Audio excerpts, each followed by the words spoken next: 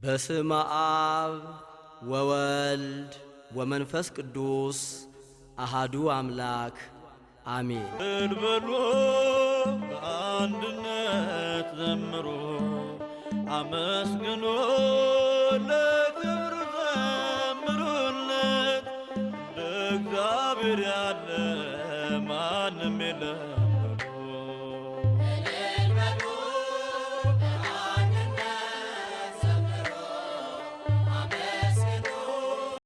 ደብረ አሚን አቡነ ተክለሃይማኖት ቤተክርስቲያን ሲመሰረት ከነበሩት ታላላቅ ዓላማዎች አንዱ የቤተክርስቲያን ተተኪ የሆኑ ወጣቶችን አዳጊዎችን አስተምሮ ለቤተክርስቲያን አገልግሎት ማዘጋጀት ነው።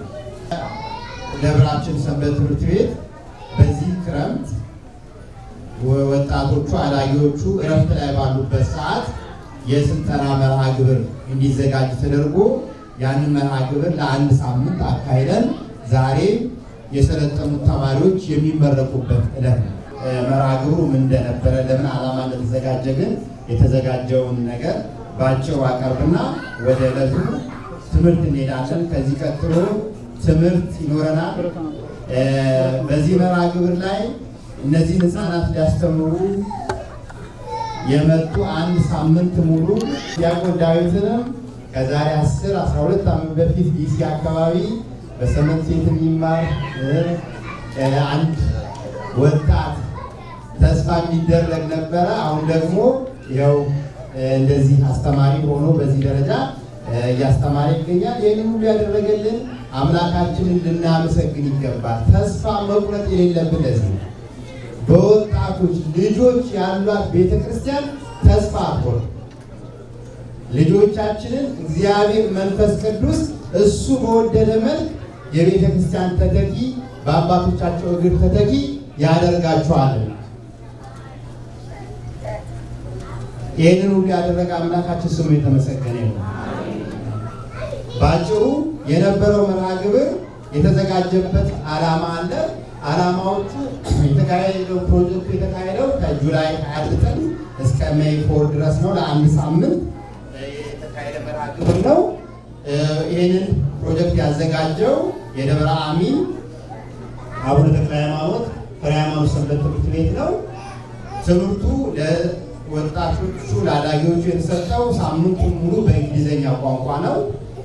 ይሄ አንድ ያለብን ፈተና ነው። ሁላችሁም እንደምታውቁት እዚህ ሀገር መጥቶ ኢትዮጵያ በተማርነው ቋንቋ ልጆቻችንን ለማስተማር ብዙዎቻችን ስንቸገር ታያላችሁ።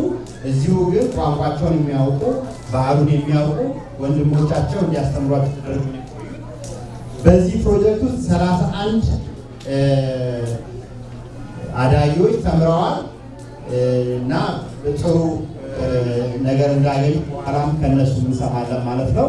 ለዚህ ፕሮጀክት ሰንበት ትምህርት ቤቱ እንደምናየው $6,000 አካባቢ ወጪ አውጥቷል ማለት ነው። ይሄ የሚገባ ወጪ ነው።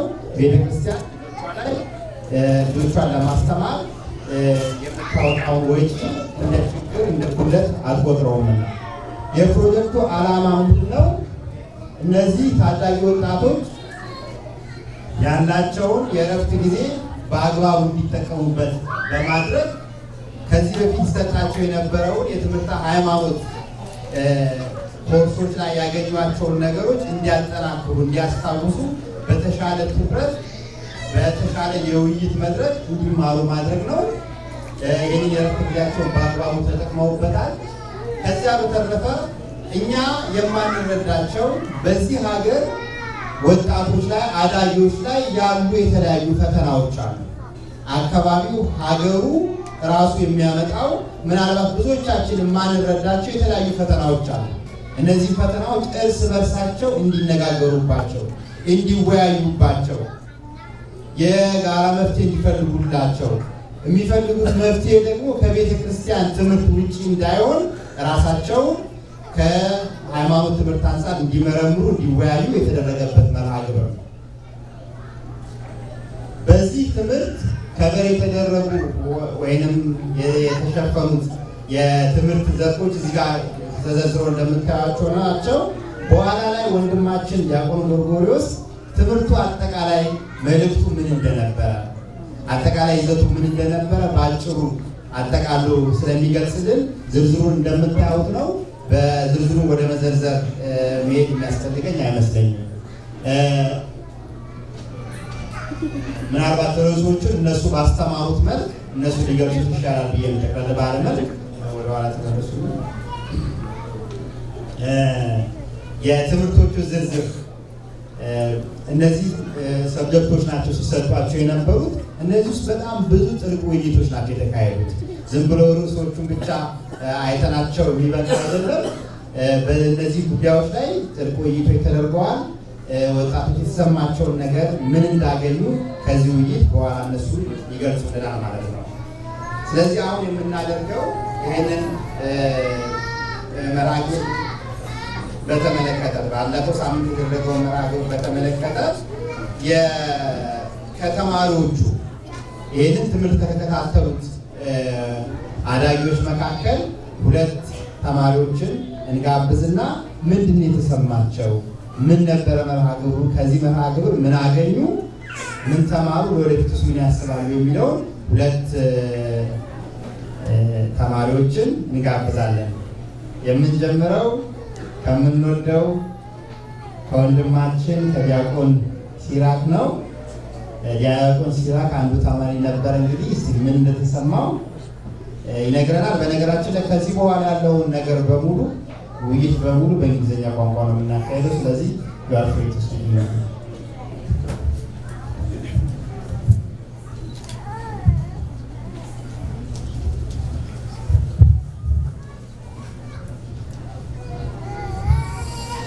Father, the Son, the Holy Spirit, one God, Amen. Our church leader, Brother Amin, Getis Vasilasus, priests, deacons, and the congregation, I am proud to share what our church, Sunday school youth, and I have learned throughout the week. Before I share what I've learned, I'd love to thank Dagon Dawit and Dagon Gorgorios for coming to teach us about our faith and religion in English. I'd love to also thank the parents and the individuals that have made this program possible.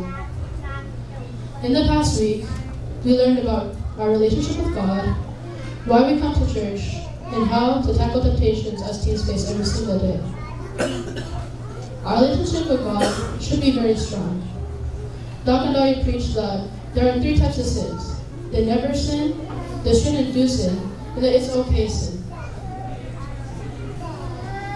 An example of the shouldn't do sin is murder.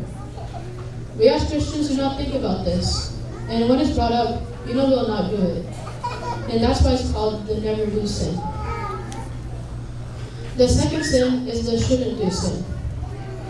We as Christian teens know we shouldn't do it, but a handful of them do it, like attend parties, hang out with bad people. The last type of sin is the it's okay sin. For an example, a handful of Ethiopian Orthodox teens curse, listen to music, and break light rules. We find it okay, but it's not. One thing I learned was sin is like birth, and the baby grows bigger and bigger in the womb. One of the greatest gifts God has gave us is confession. And to strengthen our relationship with God, all we have to do is confess our sins, and God will forgive us. One complaint that teens have every single Sunday morning is, why do I have to wake up early for church? Why do I have to go to church? Some teens complain, why do we go to church if we can't just pray from home and God will hear us? One thing that I learned was, God will hear you up in heaven if you pray alone at home. But if we pray amongst a group, then God will be amongst us, and He will accept our prayer. One thing that you cannot get at home is the Holy Communion. God created us in His image, and to inherit His kingdom, we have to take the Holy Communion. And you only get that at church. Final thing that I learned about was temptations that us teens face every single day. During fast, we are tempted with foods that we weren't even interested in. But since it's forbidden, we want it. we learned about whatever our flesh wants, our soul hates. And trying to not fall for temptation gets harder and harder. To avoid temptations, there's things like sujood and prayer to help us. Another temptation Orthodox teens face is fitting in. We dress different. Some people get into relationships, and others party. We do those things to make Satan happy. And our faith leads us to strive in worshiping God and not striving to please our friends.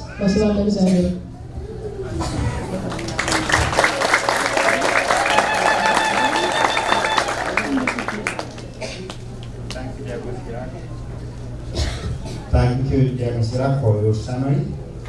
Wonderful. Who is the second one? Name.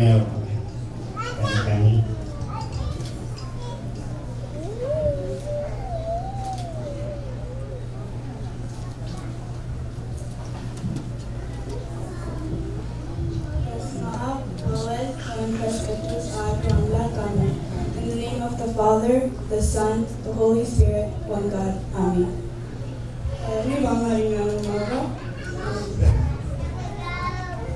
በመጀመሪያ ዲያቆን ዳዊትና ዲያቆን ጎርጎርዮስን ማመስገን እፈልጋለሁ።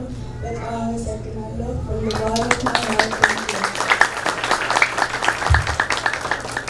የአገልግሎት ዘመናችን ያዝንላችሁ። የሚቀጥለው ዓመት መመለሳችሁን በተስፋና በጉጉት እንጠብቃለን።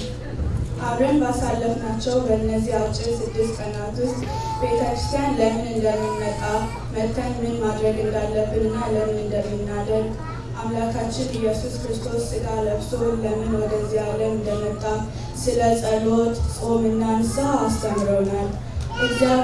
እግዚአብሔርን ለማመስገን የምንጠቀማቸውን በገናን፣ ከበሮን፣ ጸናጽልን ከመሳሰሉት መሳሪያዎች ጀምሮ አንገታችን ላይ ስለምናስረው መስቀል፣ ትዳር፣ ስለተፈጠርንበት ዓላማ እና ስለ ሀገራችን ኢትዮጵያና ሃይማኖታችን ወዘተ አስተምረውናል። ይህን ሁሉ ያስተማሩን ዝም ብለው በማስተማር ብቻ ሳይሆን በማሳቅና በማዝናናት ነበር። እያንዳንዱ የጠየቅኩት ሰው ደስ የሚል ጊዜ እንዳሳለፈ ነግሮኛል። ቀጥዬ አባ ጌዲዮንን፣ መልአከ አሚን ቀሲስ ፋሲልን፣ ሊቀ ትጉሃን ቀሲስ አብይን፣ ዲያቆን ተገኔን፣ የወንድማችን የአቤል አባት አቶ ፍቃዱን፣ የእህታችን ህይወትን፣ የእህታችን የህይወት የቤተሰብ ጓደኛ የሆኑትን ሚስ ስቶሪን እና አቶ መላኩን ስላስተማሩን ደግሞ ይሄ ሳምንት የተሳካ እንዲሆን የተሳተፋችሁ ሁሉ በእኔና አብረውኝ በተማሩ እህትና ወንድሞቼ ስም ከልብ አመሰግናችኋለሁ።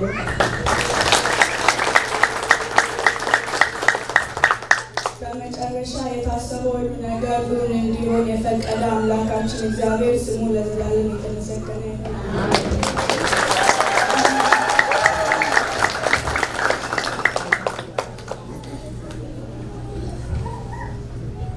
እንግዲህ ምን እንላለን ማለት ነው? ምን እንላለን? እግዚአብሔር ስም የተመሰገነ ይሁን። ስራውን እናድንቅ እንዲህ ለወደደን ከማያልቀው ፍቅሩ በረከት ላደለን